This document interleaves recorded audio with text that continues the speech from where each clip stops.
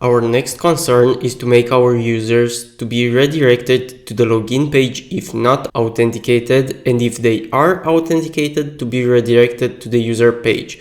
So basically, if they are logged in, they will not be able to access the Auth layout, and if they are not, they won't be able to access the admin layout. So this being said, let's open the Auth layout and add the following imports. Import connect from react-redux, import redirect from React router done.